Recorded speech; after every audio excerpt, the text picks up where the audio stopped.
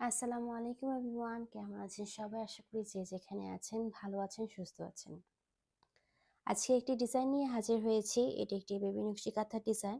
আশা করি আজকের এই ডিজাইনটি আপনাদের সকলের কাছে ভালো লাগবে। যেহেতু বেবি নকশি কাঁথা, সেহেতু আমি কাঁথাটিকে ভালোভাবে পেতে নিয়েছি।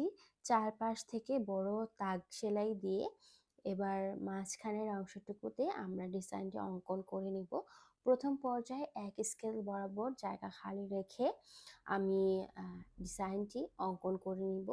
আপনারা চাইলে এই বর্ডার লাইনটি দিতেও পারেন কিংবা নাও দিতে পারেন, তবে আমি সবগুলো কাঁথার ক্ষেত্রে এই ধরনের একটি বর্ডার লাইন ক্রিয়েট করি যেন কাঁথাটির ডিজাইন দেখতে ভালো দেখায়। এবং অনেকে আছে যারা সাইড থেকে কিছু সেলাই দিতে চান, তারা যেন দিতে পারেন, সেই জন্যই আমি আসলে এই বর্ডার লাইনটি দিয়ে থাকি। এরপরে আমি কিছু বক্স তৈরি করে নিচ্ছি। আপনারাও ঠিক একইভাবে বক্সটি তৈরি করে নেবেন। 6 কিংবা 7 ইঞ্চি পর আপনারা মার্কগুলো করে একটি বক্স তৈরি করে নেবেন এবং সেই বক্স অনুযায়ী ডিজাইনটি অঙ্কন করবেন। তো প্রথম পর্যায়ে বক্সটি তৈরি করা হয়ে গেলে বক্সটিকে আমরা 4 ভাগ করে নিব। প্রথম পর্যায়ে আমি 2টি ভাগ করছি, পরবর্তীতে আরও 2টি ভাগ করে টোটাল 4টি ভাগ করতে হবে। অর্থাৎ একটি বক্সে আমরা একটি ক্রস তৈরি করব। ক্রস তৈরি করলে আমরা একটি বক্সকে 4 ভাগে ভাগ করে ফেলতে পারবো। তো সবগুলো বক্সকে আমরা ঠিক একইভাবেই ভাগ করে নিচ্ছি। আপনাদের কাঁথা ঠিক যত বড় কিংবা ছোট হোক না কেন, আপনারা কিন্তু একই প্রসেসেই তৈরি করবেন। যদি বড় কাঁথা হয়ে থাকে তাহলে বক্সের মাপটা একটু বড় দিতে পারেন, সেক্ষেত্রে ডিজাইনটা একটু বড় হবে এবং ভালো লাগবে।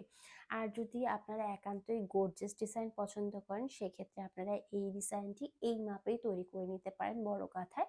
সেক্ষেত্রে আপনাদের উপর ডিপেন্ড করে যে আপনারা কতটা বড় কিংবা ছোট চাচ্ছেন। আজকের 6 ইঞ্চি পরিমাণে আমি আপনাদেরকে ডিজাইনটি অঙ্কন করে দেখাচ্ছি।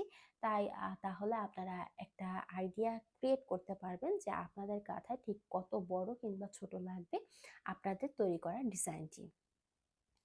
তো এই হচ্ছে, আমরা বক্সগুলোকে প্রথমত ভাগ করে নিচ্ছি। ভাগ করা হয়ে গেলে পরবর্তী ডিজাইনটিও আমি আপনাদের সাথে শেয়ার করে দিচ্ছি। তো সবগুলো বক্স যখন ভাগ করা হয়ে যাবে, তখন আমরা ছোট ছোট করে ফুল ক্রিয়েট করব। আমাদের কিন্তু একটি করে বিন্দু ক্রিয়েট করা হয়েছে। এক বিন্দু পর পর আমরা ঠিক এইভাবে ফুল অঙ্কন করব। প্রথম লাইনে আমরা যেখানে ফুল অঙ্কন করব, তার পরবর্তী লাইনে সেই অংশটুকু বাদ রেখে পরবর্তী বিন্দুতে তৈরি করে নিব। আই হোপ আমি আপনাদেরকে বোঝাতে পেরেছি। যদি না বুঝে থাকেন অবশ্যই স্ক্রিনে দেখে নেবেন ভিডিওটি না টেনে, তাহলে আপনারা বুঝতে পারবেন যে আসলে কিভাবে তৈরি করতে হয়। তো ফুলগুলো আমি ফ্রি হ্যান্ডে তৈরি করে নিচ্ছি। আপনাদের মাঝে অনেকে আছে এই ধরনের ফুল তৈরি করতে পারেন না, তারা চাইলে কাগজে কেটে এই ফুলটি তৈরি করে নিতে পারেন। এটি সম্পূর্ণ আপনাদের উপর ডিপেন্ড করে যে আপনারা কিভাবে তৈরি করবেন।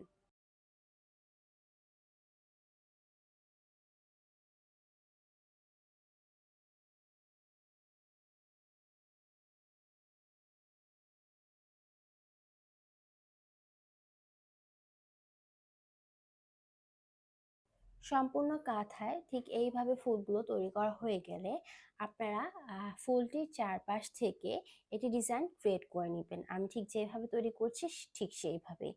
এটি আসলে পাতা বলবো না কি বলবো আমি আসলে জানি না। এটি আসলে তৈরি করা। এটির কোনো নাম জানা থাকলে অবশ্যই জানাবেন যে এই পাতার মতো এই শেপটি কি হতে পারে। আমি জাস্ট ক্রিয়েট করে দিয়েছি। আপনারা দেখে বুঝে নিবেন যে আসলে কিভাবে তৈরি করতে হয়। আপনারা চাইলে কিন্তু আমাদের কাছ থেকে এ ধরনের আর্ট করা কিংবা সেলাই করা কাঁথা কালেক্ট করে নিতে পারেন। অবশ্যই আমাদেরকে ইনবক্স করতে হবে। আর স্ক্রিনে দেওয়া নাম্বারটিতে আপনারা চাইলে যোগাযোগ করতে পারেন হোয়াটসঅ্যাপ, ইমো কিংবা আমাদের ফেসবুক পেজে। শুধুমাত্র যে আর্ট করা কাঁথা এমন নয়, সেলাই করা কাঁথাও আপনারা আমাদের কাছ থেকে পেয়ে যাবেন। অবশ্যই প্রি অর্ডার করবেন, সময় নিয়ে অর্ডার করবেন, তাহলে আমরা আপনাদের রিকোয়ারমেন্ট অনুযায়ী কাঁথাগুলো রেডি করে ডেলিভারি দিয়ে থাকবো। আশা করি আপনারা বুঝতে পেরেছেন এবং ডিজাইনটিও কিন্তু অল্প অল্প করে তৈরি করা হয়ে গিয়েছে।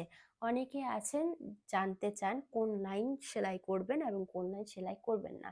এখানে যতগুলো ডিজাইন আমি অঙ্কন করেছি কলম দিয়ে সম্পূর্ণ সবগুলো ডিজাইনই কিন্তু সেলাই করতে হবে। এটি হচ্ছে একটি ডিজাইন। আসলে আমি যেই কাজগুলো কাপড় এঁকে নেওয়ার চকটি দিয়ে করি সেগুলো আপনারা সেলাই করবেন না। বাকি সেই যেই আমি ডিজাইনগুলো তৈরি করি কলম কিংবা কাপড়ে আঁকার পেন্সিল দিয়ে, ঠিক সবগুলো ডিজাইনই আপনারা সেলাই করে নেবেন। শুধুমাত্র চকের ডিজাইনটি আপনারা সেলাই করবেন না। আশা করি বোঝাতে পেরেছি। আর এই হচ্ছে কাঁথাটির ফাইনাল লুক।